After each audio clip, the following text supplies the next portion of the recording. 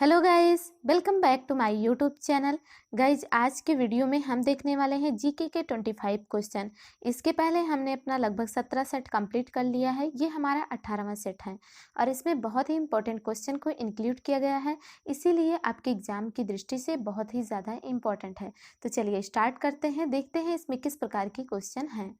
अगर आपको इन क्वेश्चनों के आंसर पता होंगे तो आप हमें कमेंट करके बताइएगा, और अगर आपको क्वेश्चन के आंसर नहीं आ रहे होंगे तो आप उसे सीखते चलिएगा। तो चलिए स्टार्ट करते हैं। तो सबसे पहला क्वेश्चन है, वेम्बनाड झील किस राज्य में स्थित है? उड़ीसा, आंध्र प्रदेश, केरल, कर्नाटक। इनमें से कौन सा राइट ऑप्शन है? तो इनमें से राइट है ऑप्शन सी, यानी कि केरल। केरल आपका राइट है। वेम्बनाड झील कहाँ पर स्थित है? केरल में। इस प्रकार उड़ीसा, आंध्र प्रदेश, कर्नाटक आपका रॉन्ग हो जाता है। तो नेक्स्ट क्वेश्चन है, कैस्पियन सागर में कौन सी नदी गिरती है? कैस्पियन सागर में कौन सी नदी गिरती है? दजला, जॉर्डन, वोल्गा, डेन्यूब। इनमें से कौन सा राइट ऑप्शन है? इनमें से राइट है ऑप्शन सी, यानी कि वोल्गा। इस प्रकार ए, बी और डी हो जाता है आपका रॉन्ग। नेक्स्ट क्वेश्चन है, निम्नलिखित में से कौन सा बंदरगाह कस्बा नहीं है? जामनगर, ओरवा, पोरबंदर, वेरावल। इनमें से कौन सा राइट ऑप्शन है? तो इनमें से राइट है ऑप्शन ए, यानी कि जामनगर कस्बा नहीं है, बंदरगाह जो है वो कस्बा नहीं है।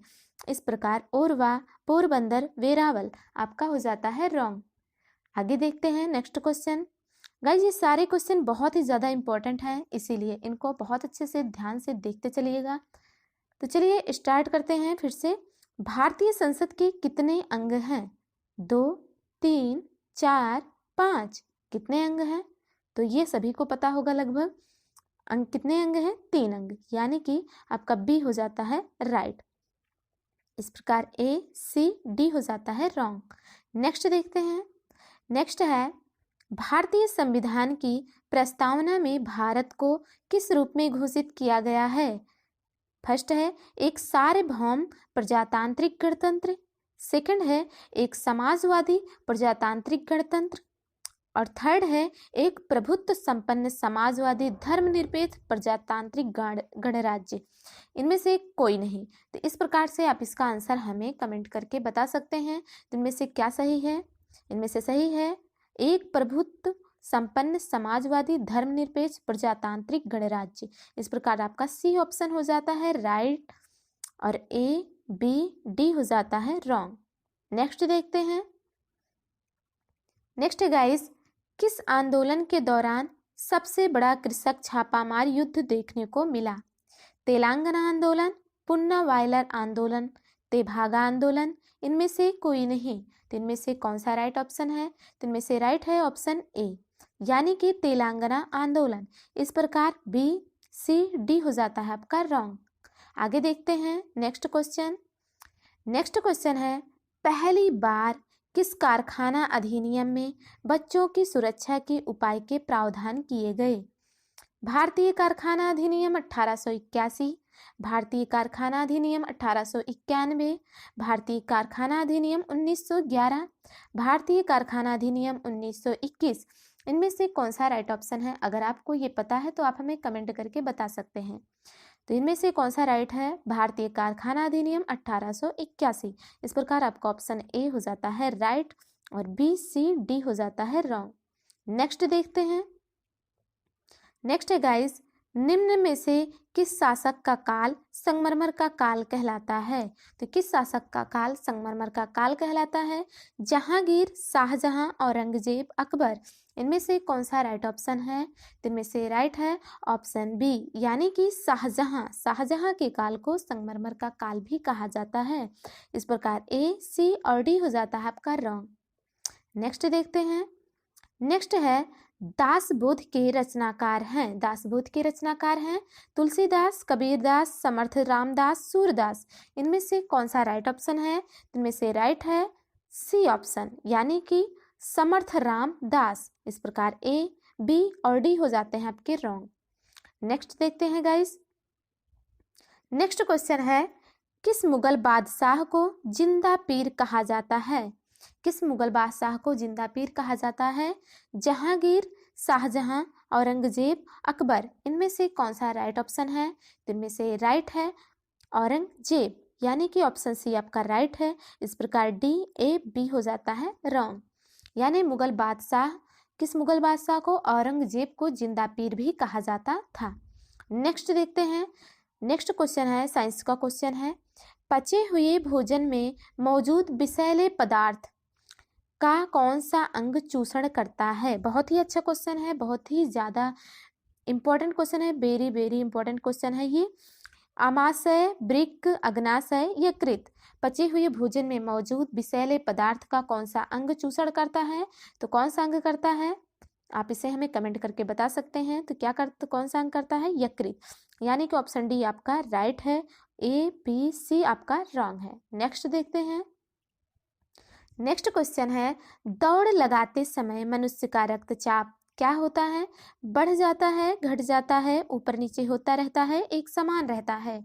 तो इनमें से कौन सा राइट ऑप्शन है? तो इनमें से राइट है ऑप्शन ए, यानी कि बढ़ जाता है। मनुष्य जब कोई भी मनुष्य जब दौड़ लगाते हैं तो उनका रक्तचाप बढ़ जाता है। इस प्रकार आपका ऑप्शन ए हो जाता है राइट, बी, सी, डी हो जाता है रॉन्ग।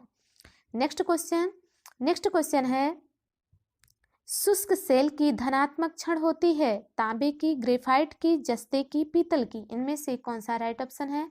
तो इनमें से राइट है ऑप्शन बी, यानी कि ग्रेफाइट की। इस प्रकार ए, सी और डी हो जाता है आपका रॉन्ग। आगे देखते हैं। नेक्स्ट क्वेश्चन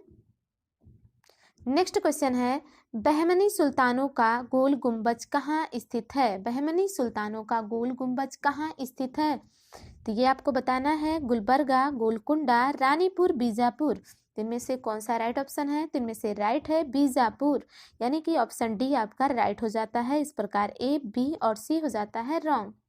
नेक्स्ट क्वेश्चन देखते हैं गाइस। नेक्स्ट है, लवणता की मात्रा सर्वोच्च है? लवणता की मात्रा सर्वोच्च किसमें है? ये आपको बताना है। बाल्टिक सागर में, मृत सागर में, काला सागर में, लाल सागर में। तो इनमें से कौन सा राइट ऑप्शन है? तो इनमें से राइट है मृत सागर में, यानी कि आपका ऑप्शन बी हो जाता है राइट।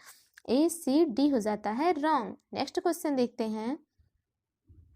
नेक्स्ट क्वेश्चन है, बहुत ही अच्छा क्वेश्चन है कि भारत के नियंत्रक एवं महालेख परीक्षक की नियुक्ति किसके द्वारा की जाती है?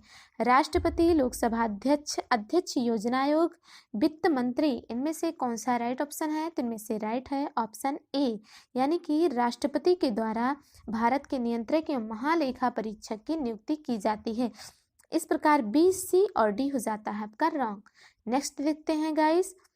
नेक्स्ट है, उज्जैन का प्राचीन नाम क्या था? उज्जैन का प्राचीन नाम क्या था? प्राचीन नाम से रिलेटेड भी क्वेश्चन बहुत ही ज़्यादा एग्जाम में पूछे जाते हैं, इसलिए ये क्वेश्चन बहुत ही ज़्यादा इम्पोर्टेंट है।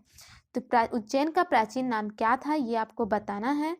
अवंतिका, तक्षशिला, कान्यकुब्ज, धान्य कटक। इनमें से कौन सा राइट ऑप्शन है? तो इनमें से राइट है ऑप्शन ए, यानी कि अवंतिका जो है वो उज्जैन का प्राचीन नाम था। इस प्रकार तक्षशिला, कान्यकुब्ज, धान्य कटक ये आपके हो जाते हैं रॉन्ग। नेक्स्ट देखते हैं गाइस। तो नेक्स्ट क्वेश्चन है, तमिल का गौरव ग्रंथ जीवक चिंतामणि किससे संबंधित है? तमिल का जो गौरव ग्रंथ है जीवक चिंतामणि वो किससे संबंधित है ये आपको बताना है। जैन, बौद्ध, हिंदू, ईसाई, इनमें से किस धर्म से संबंधित ये है? तो इनमें से किस धर्म से संबंधित है? जैन धर्म से। जैन धर्म से ये संबंधित है। इस प्रकार आपका ऑप्शन ए हो जाता है राइट, बी, सी, डी हो जाता है रॉन्ग। नेक्स्ट देखते हैं। तो नेक्स्ट है गाइज, चंगेज खां के अधीन मंगोलों ने किसके शासनकाल में भारत पर आक्रमण किया? बलबन, फिरोज तुगलक, इल्तुतमिश, मोहम्मद बिन तुगलक। इनमें से कौन सा राइट ऑप्शन है? तो इनमें से राइट है ऑप्शन सी, यानी कि इल्तुतमिश। चंगेज खां के अधीन मंगोलों ने इल्तुतमिश के शासनकाल में भारत पर आक्रमण किया था। इस प्रकार बलबन, फिरोज तुगलक, मोहम्मद बिन तुगलक आपके हो जाते हैं रॉन्ग। नेक्स्ट देखते हैं। बहुत ही अच्छा क्वेश्चन है गाइज, ये कई बार एग्जाम में पूछा गया है कि धर्मत का युद्ध अप्रैल 1658 में निम्न में से किसके मध्य लड़ा गया? तो धर्मत का युद्ध आपको याद रखना है कि किसके मध्य लड़ा गया। मोहम्मद गोरी और जयचंद, बाबर और अफगान, औरंगजेब और दारा शिकोह, अहमद शाह दुर्रानी और मराठा, इनमें से कौन सा राइट ऑप्शन है? तो इनमें से राइट है धर्मत का युद्ध लड़ा गया था किसके शासनकाल में? औरंगजेब और दारा सिकोह के शासनकाल में। इस प्रकार से आपका ऑप्शन सी हो जाता है राइट और ए बी डी हो जाता है रॉन्ग। नेक्स्ट देखते हैं गाइस। नेक्स्ट क्वेश्चन है लोक नृत्य करने वाले को कहते हैं? लौकिक, लोगों के साथ नाचना, लोक नर्तक, लोकनायक, इनमें से कौन सा राइट ऑप्शन है? इनमें से राइट है जो लोक नृत्य करते हैं उन्हें क्या कहा जाता है? लोक नर्तक। इस प्रकार से आपका ऑप्शन सी हो जाता है राइट, ए बी डी हो जाता है रॉन्ग। नेक्स्ट क्वेश्चन देखते हैं, बहुत ही अच्छा क्वेश्चन है। न्यूटन के पहले नियम को भी कहते हैं, तो न्यूटन के पहले नियम को क्या कहते हैं? आघूर्ण का नियम, जड़त्व का नियम, संवेग का नियम, ऊर्जा का नियम। तो इनमें से कौन सा सही है? तो इनमें से सही है, आप सभी को लगभग पता होगा कि न्यूटन के पहले नियम को जड़त्व का नियम भी कहते हैं। इस प्रकार से आपका ऑप्शन बी हो जाता है राइट, ए सी डी हो जाता है रॉन्ग। अब आगे देखते हैं नेक्स्ट क्वेश्चन। नेक्स्ट क्वेश्चन है तारे अपनी ऊर्जा किस प्रकार प्राप्त करते हैं? फर्स्ट है नाभिकीय संयोजन के फलस्वरूप, सेकंड है नाभिकीय विखंडन से, थर्ड है रासायनिक क्रिया से और फोर्थ है गुरुत्वाकर्षण खिंचाव से। तो तारे अपनी ऊर्जा किससे प्राप्त करते हैं? तो किससे प्राप्त करते हैं? नाभिकीय संयोजन के फलस्वरूप तारे अपना ऊर्जा प्राप्त करते हैं। इस प्रकार से आपका ऑप्शन ए हो जाता है राइट, बी सी डी हो जाता है रॉन्ग। नेक्स्ट क्वेश्चन, बहुत ही अच्छा क्वेश्चन है। पंचायत समिति का गठन होता है ग्राम स्तर पर, प्रखंड स्तर पर, अनुमंडल स्तर पर, जिला स्तर पर। तो इनमें से कौन सा राइट ऑप्शन है? तो इनमें से राइट है यानी प्रखंड स्तर पर। पंचायत समिति का गठन प्रखंड स्तर पर होता है। इस प्रकार बी ऑप्शन हो जाता है राइट, ए सी डी हो जाता है रॉन्ग। नेक्स्ट देखते हैं गाइस, नेक्स्ट एंड लास्ट, इस सेट का नेक्स्ट एंड लास्ट क्वेश्चन है। मुगलों ने नवरोज का त्योहार लिया, तो मुगलों ने नवरोज का त्योहार किससे लिया? पारसियों से, मंगोलों से, तुर्कों से, यहूदियों से। तो कौन सबसे पहले नवरोज का त्योहार मनाते थे? पारसी। तो इस प्रकार से मुगलों ने नवरोज का त्योहार पारसियों से लिया। इस प्रकार आपका ऑप्शन ए हो जाता है राइट, बी सी डी हो जाता है रॉन्ग। गाइस ये वीडियो आपको कैसी लगी, इन्फॉर्मेटिव लगी या नहीं, या फिर आपके पास है कोई सजेशन या फिर आपकी कोई क्वेरी हो तो आप हमें कमेंट करके ज़रूर बताएं। और अगर आपको ये वीडियो अच्छा लगा हो तो प्लीज़ आप हमें कमेंट ज़रूर करें। थैंक यू गाइस इस वीडियो को देखने के लिए। आगे हम मिलेंगे नेक्स्ट सेट के साथ।